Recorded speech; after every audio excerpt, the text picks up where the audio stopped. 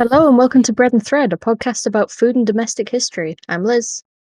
And I'm Hazel. We are two friends who studied archaeology together and love history and also making stuff. So, what have you been up to this week or recently? So I bought a pattern from Ravelry that I cannot remember the name of the designer, but I will tweet a link to it. But it's called Embrace Octopus. And it's like this proper old-timey octopus on a jumper, and like the tentacles go around the body and around the arms and stuff. I know that pattern. I've been lusting after it for 6 years. I am so excited for you to make this. I'm also very excited. It's absolutely glorious. Also, I've forgotten her name, but the one of the teachers in our department for archaeology, she had made it. She was the one who did the GIS stuff. I didn't do that one. Okay, I can't remember her name, but yeah, archaeology professor with big octopus jumper. It was great. Yeah, that was exciting. Have you started it? I have. I'm about a third of the way through the torso. I can't remember the name of the thing. I'm just not good at words today.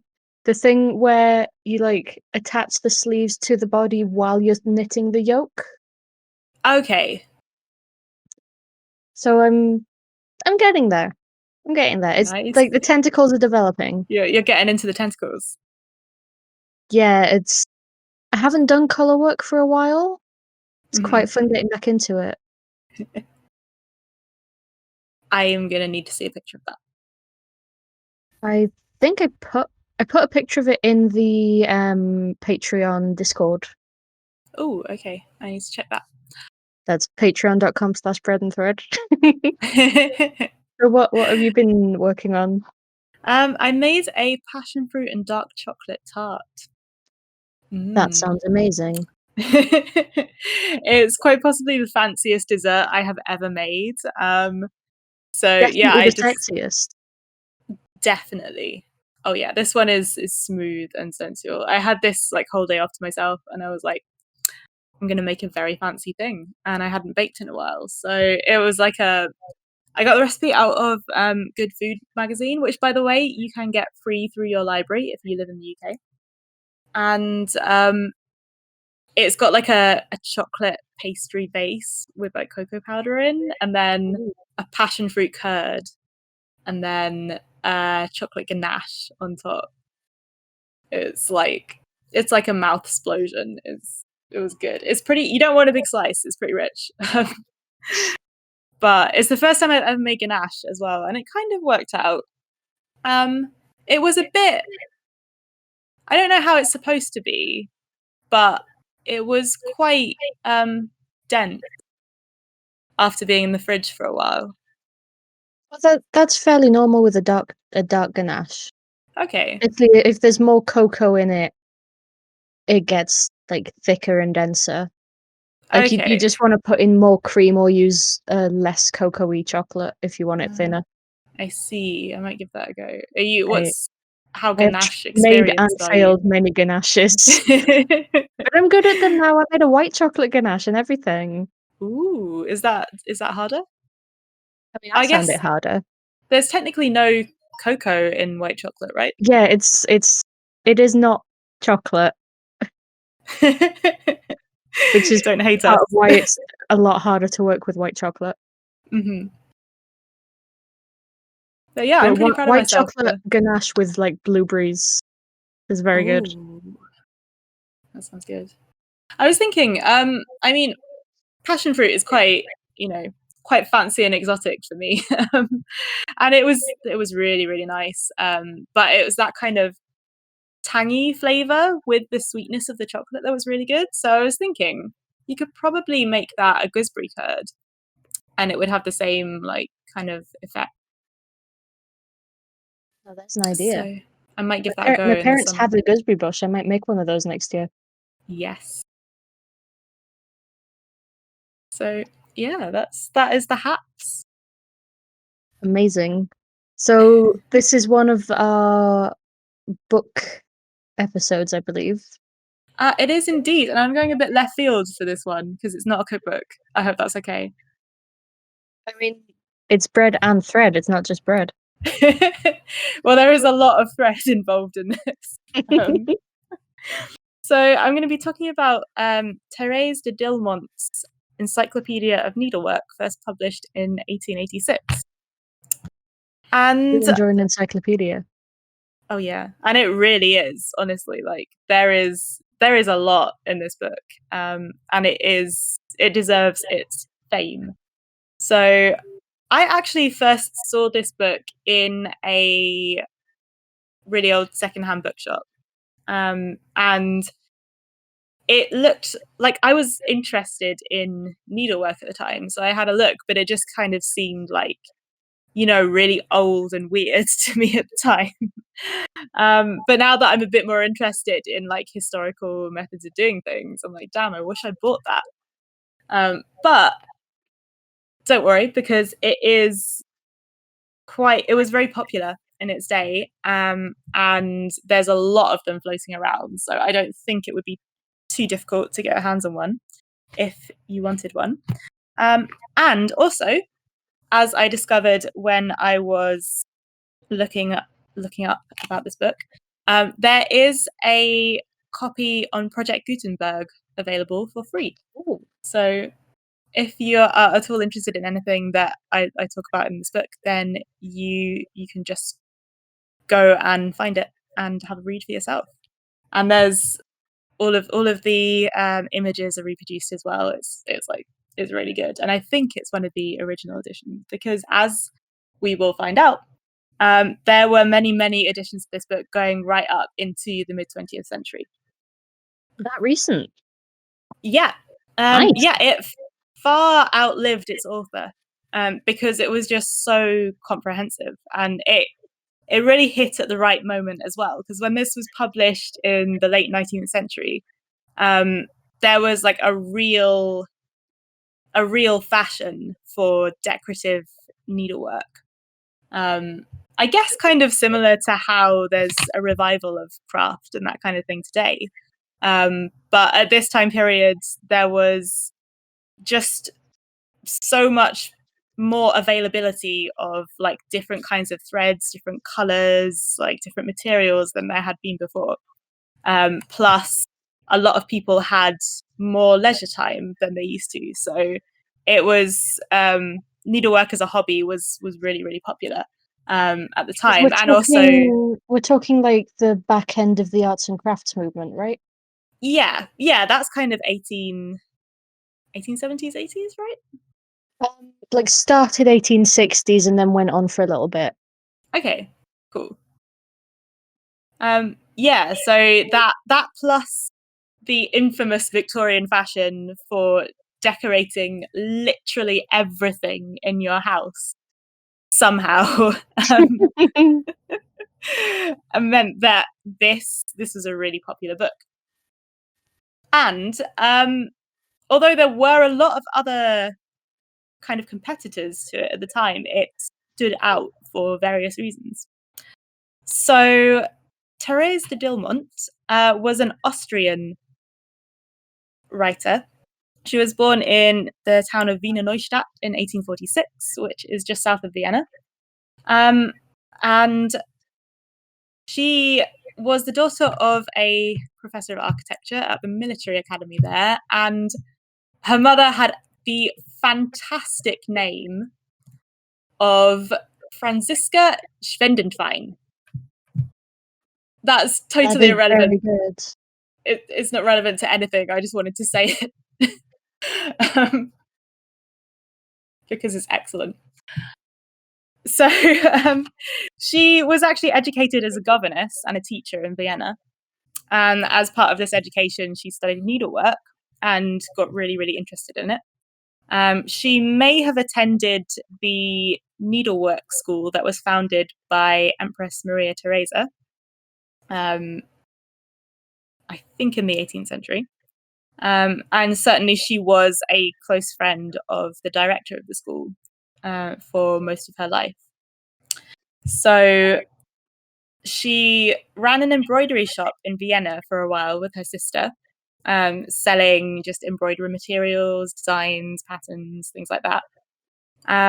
But it was after she started a partnership with the company DMC that her career really took off. And this is quite an interesting story, because she was like a real career woman for the time. So she had moved to Switzerland in 1884, and she I think she had her own embroidery school there. But she also started working for the company DMC, which stands for Dolphus Mig A Company. Hope I pronounced that right. But better known as DMC, which is still in business today and is very, very well known as probably the most famous maker of cotton embroidery threads. Yeah, I think my embroidery starter set was DMC. Yeah, that wouldn't surprise me. It's they're still going strong. In fact they're doing quite well at the moment, I think, because of the resurgence of craft and stuff. That and everyone's stuck inside with nothing else to do. Yeah. Yeah, that's one reason. But they still do make their own patterns and things, and they don't just sell the materials. They also right from the start were sort of driving sales by doing patterns and designs and techniques. And so DMC published her book, The Encyclopedia of Needlework. And they were based in Alsace, which interestingly is in Germany at this time, because it didn't become part of France until after the First World War. Yeah, that's a whole geopolitical. It is, and I'm not going to get into that, but it was a French German company, I guess, at the time. I'm not like that well read on Alsatian history, so Actually know about the dog. no, I know nothing. I know less about the dog. I know more about the Alsatian textile industry than I do about the dogs. It goes woof.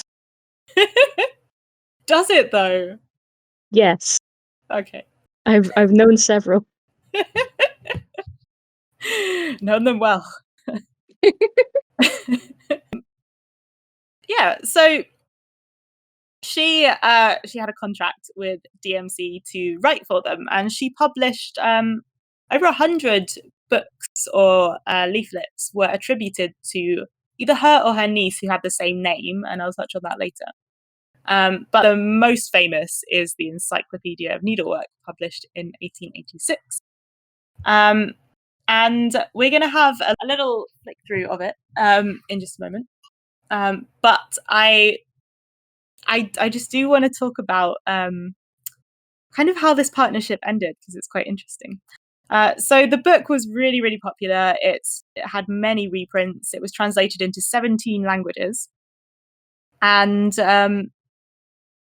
it's kind of unclear, this next bit, because there was a chain of embroidery, like needlework shops, opened under her name in Vienna, Paris, Berlin, and London. Some biographies that I've looked at kind of say that they were her shops, but then other information I found says they were opened by DMC under her name. But she does seem to have been quite involved in the running of them either way, because she was traveling between them. So it's almost a franchise. Yeah. At this point, her name was basically a brand. And in fact, when she got married in 1889, DMC really did not approve. They were quite put out because she changed her name. And the name was the brand. So they were not happy about this. And in fact, unfortunately, she died only a few months later, and her niece, who had the same name, took over the job. But in the niece's contract, there was a clause that said she wasn't allowed to get married or change her name because the name was the brand. It's like idols. Yeah, I was thinking Embroidery idols. the OG embroidery idol. It's amazing. I mean, it's awful, but it's amazing. I know, like in terms of like, rights Feminism? and working conditions, it's not great, but just it kind of illustrates the extent to which she was well known at the time. I mean, this book was all over the place, and that's why it's quite easy to pick it up in secondhand shops and stuff. So the book itself, I think the edition that's on Gutenberg is either the original one or an early one, because of the prices.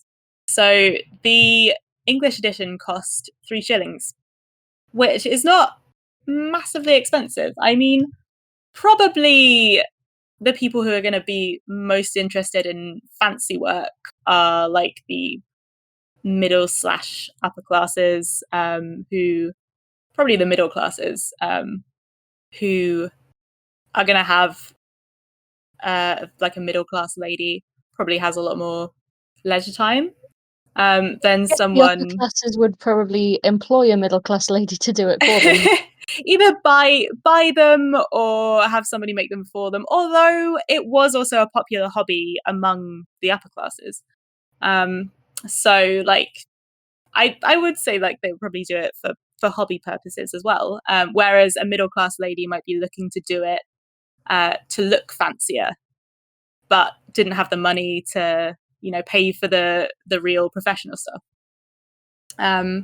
But having said that, it wasn't like totally out of reach. Like it's something the working class women could have afforded, maybe not on a whim, but given the average age, the average wage at that time for a working class man was about £46 a year. This is in sort of regular employment, which, according to my calculations, is about 16 shillings a week, maybe, depending on what time of year it is. So he could maybe get his wife one as a birthday present or something. Yeah, so it's something that might be considered a worthwhile investment for a working class woman, because it does contain information on plain sewing as well, and mending, and all sorts of things you can do to make your clothes look a little bit more fancy when you've got the time. So that's another reason that she became so well known, because like a lot of people had this book. And in fact, it was reprinted after her death. It was still reprinted and added to. And in the 20th century, there were even iron-on transfers that were added to the book, which is really Wow. interesting. I didn't know those were that old. Yeah. I mean, I don't know like when they first became a thing, but the book went on long enough that they were, I guess. So it was still popular up until then. I imagine they would have taken out some of the more Victorian-ish things. And on the title page is a little illustration of an angel with the motto, Victorians and their mottos.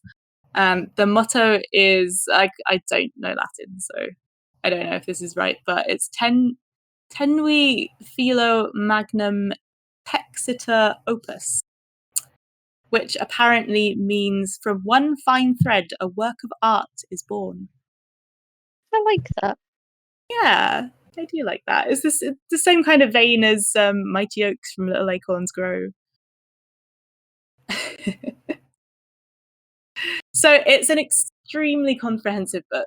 And that kind of sets it apart from some of its competitors at the time, because they would be, especially the ones published in English, would be focusing more on kind of English styles of embroidery, whereas this that included, is fair.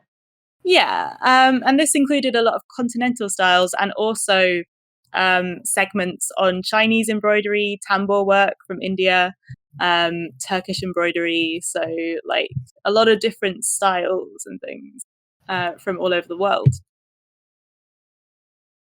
I mean, just looking at the chapters, I can see like Armenian lace, Venetian lace, Brussels lace, tambour work, Smyrna stitch, Turkish stitch. Yeah. Yeah, that is incredibly thorough. There's a lot of things. I don't know whether or not these were, quote unquote authentic, like embroidery instructions, but they certainly represent the way that certain styles became popular in different cultures, and people liked the idea of this thing and then changed it a little bit to fit in with what they were doing, and it represents an interest in different kinds of techniques Are from you all over the world. accusing Therese of appropriation? I mean, no.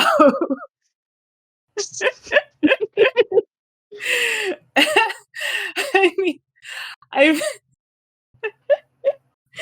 I'm just saying that what is called Chinese embroidery in a Victorian needlework manual probably doesn't represent like all of Chinese embroidery ever, but Probably not. definitely represents an interest in people who are doing this embroidery in the West at the time in that kind of style. So yeah, let's take a look at this book. It starts with the instructions for plain sewing, and she has some comments to make on the place of hand sewing in the age of the sewing machine, which are quite interesting. So the sewing machine is going good at this time, but not everybody has one. But it is starting to become, maybe not common, but it's starting to become not uncommon to have one in the home. And so she says, many, on opening the Encyclopedia of Needlework, will be disposed to exclaim as they read the heading of this first section, what is the use of describing all the old well-known stitches when machines have so nearly superseded the slower process of hand sewing? To this, our reply is that of all kinds of needlework, plain sewing needs to be most thoroughly learned as being the foundation of all. Those who are able to employ others to work for them should at least know how to distinguish good work from bad, and those who are in less fortunate circumstances have to be taught how to work for themselves. I mean, she's got a point. I mean, she has indeed. You've got to get the basics down. Yeah. And, even today, when we've got all sorts of technologies, we still use hand sewing for the things like finishing techniques and things that you just can't get a machine to do. So, yeah, I would agree with you there, Therese. So she has a bunch of sections for, things like backstitch, hemming, seams, all the basic stuff. But as this book is more aimed at the hobby market, there is a lot on various kinds of fancy work. And it's not just sewing. Needlework at this time also encompassed crochet and knitting. So there's a section on crochet work.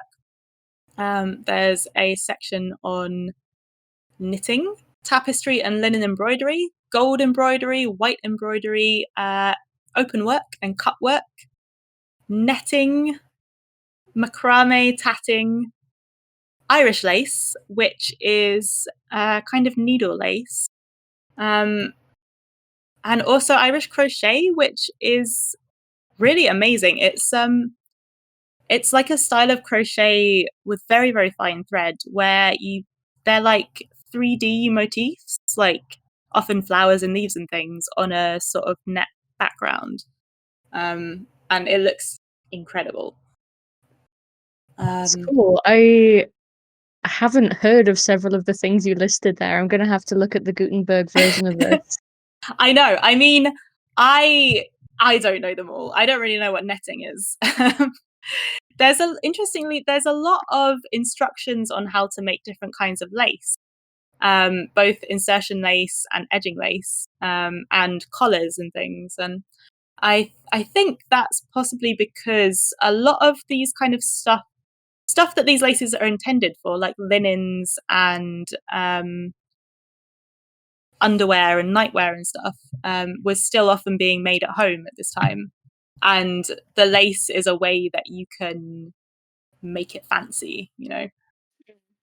And it's personalization as well, isn't it? You don't want to know that everyone else has the same stuff as you, especially if you're making it yourself.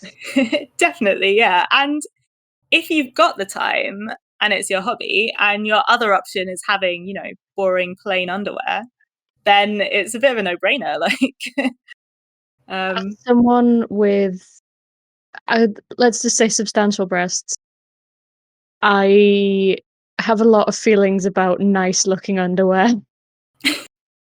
that is entirely fair. So I kind of really like this this DIY underwear kind of thing. Like, it's quite tempting. I just want to make a bunch of laces now and attach them to everything I own, which is very Victorian. She also includes instructions in the back for washing lace, washing, stiffening, ironing, and pinning. And she makes an interesting distinction between ordinary lace and real lace, by which I think she means machine lace versus handmade lace. I'm guessing handmade is the real lace. Yeah, I think so. The OG. The real deal. So yeah, it is interesting that this comes at a time when, as well, handwork is starting to be something that you do for pleasure rather than machine-made stuff is more available and cheaper. So to save time, it's just a lot easier, and so doing stuff like fancy stuff by hand is now a hobby pastime.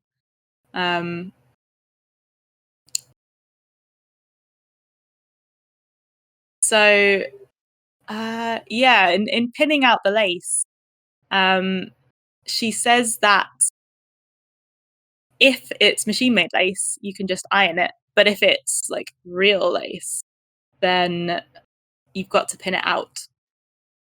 I assume because it's more delicate. It feels odd to me that the machine made would be more delicate, but that might just be me being used to 21st century manufacturing.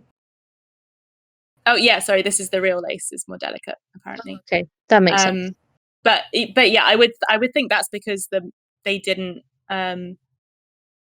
have the kind of delicacy of machine work to work with the really fine threads at the time, maybe. I don't know. If you know about 1880s machine lace, then please do let me know. We need to bring Kate back just to talk about lace. Yeah. I've gained a bit more of an appreciation for lace recently, because I used to think it looked kind of fussy and grandma-y, but not anymore. I really have come around to it.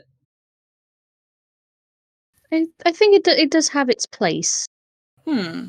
But I think the problem is because when you think about lace, you think about like doilies or Yeah. those weird like lampshades with lace around them for no good reason that just get really dusty. Yeah. And I suppose those are kind of relics of that Victorian decorate everything mania. But there are So there are some photographs in this book of the crochet lace patterns, and they are absolutely beautiful. In particular, there is an incredible lace collar, and it looks kind of like those really fancy 17th century ones that are often in paintings, like this really fancy white lace against the black puritanical type clothing, and it's just so beautiful. And I'm gonna have to put up some pictures. oh yeah and it does kind of make you see it in a different light. So there's also some really interesting methods for changing the patterns, for like transferring them and extending them, or sizing them up or down. So there's one here: to transpose and repeat patterns by means of looking glasses. So Okay. yeah. So this is when you're trying to adapt a pattern to the proportions of your table runner or your rug or your, whatever you're making. You use two unframed mirrors and put them at a sort of an angle to each other, so that you reflect the pattern. And then you can use this to, make the pattern into a corner and see what you need to do, or to sort of reflect a repeated pattern and see how it joins. It's really hard to describe this without like looking at the illustrations. So if you're interested in this, please do give it a go, and have a look in the practical directions chapter at the end of the book, and the illustration is in there. But yeah, it's really cool.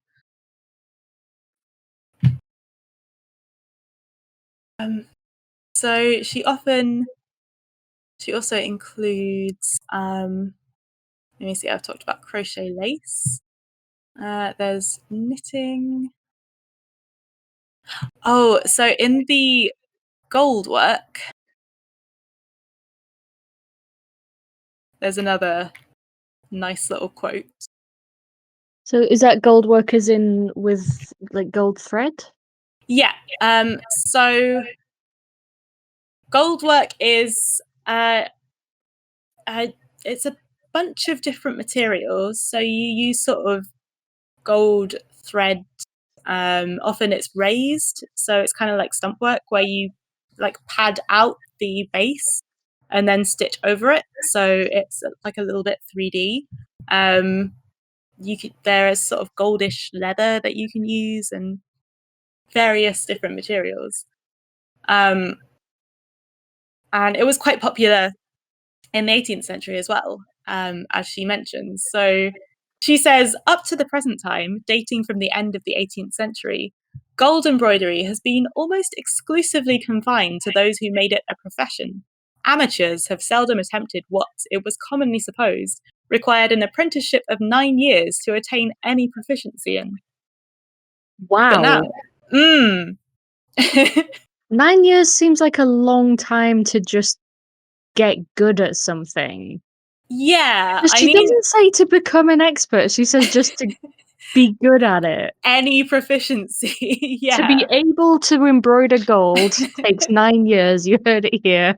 Yeah, so I think this is also representative of that shift from professional to hobby, amateur. So like a lot of these professions, these very specific professions, are dying out at this stage, because they can't really compete in the economy where mass manufactured goods are available. Like no one can afford their stuff anymore except for like super rich people, and there's not a lot of that trade. So people who would specialize in these kinds of embroidery, so like in the 18th century they would have embroidery workshops, and some of them would specialize in a certain thing, and they would just do that professionally.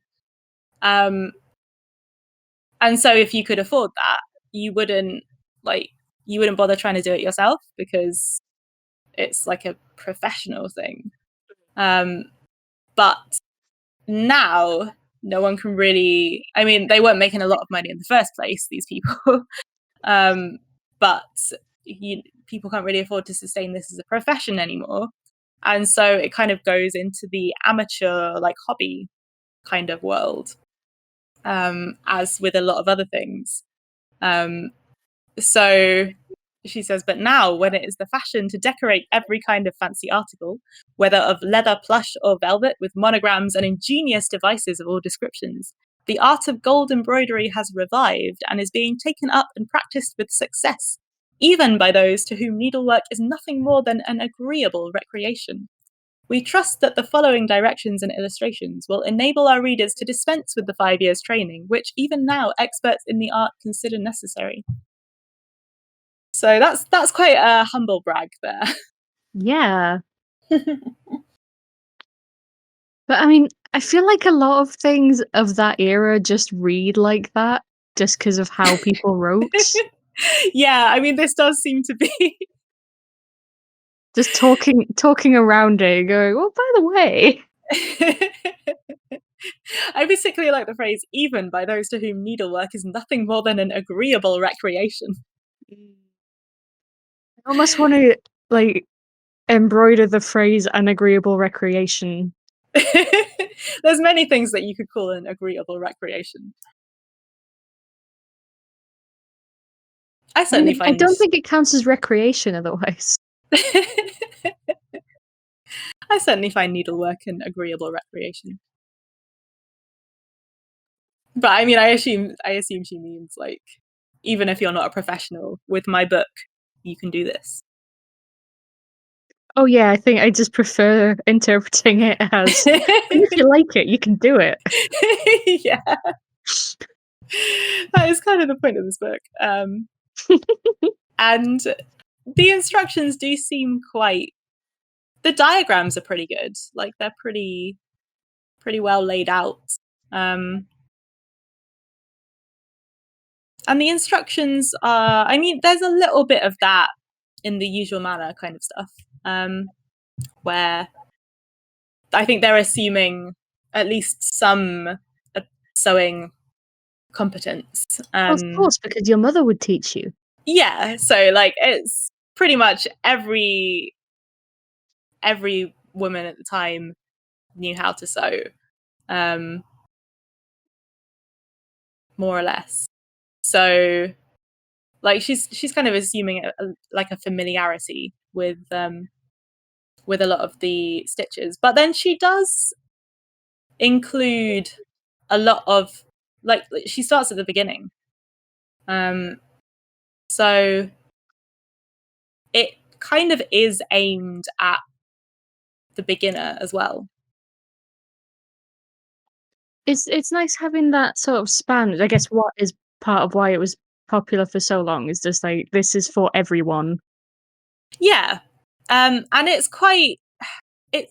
the tone of it is very teacherly, which is unsurprising considering she was a teacher. But so it's very teacherly, but not condescending. It's kind of a you can do the thing, just listen carefully kind of a tone. I like that. Yeah.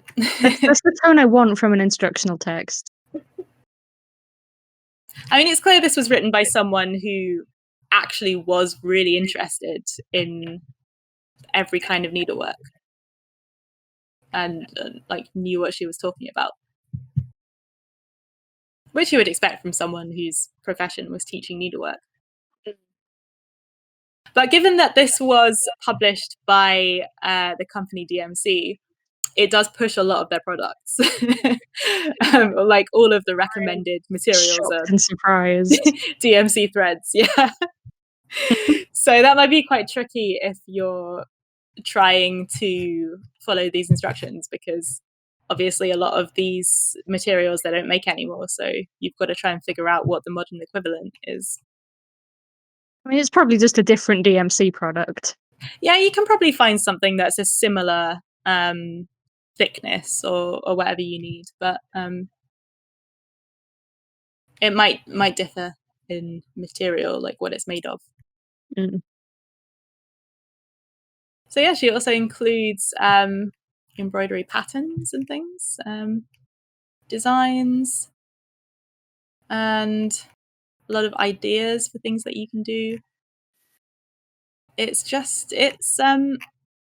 a really good book. And just looking through it, I've found things that I want to make or techniques that I was like, oh, I didn't know about that. So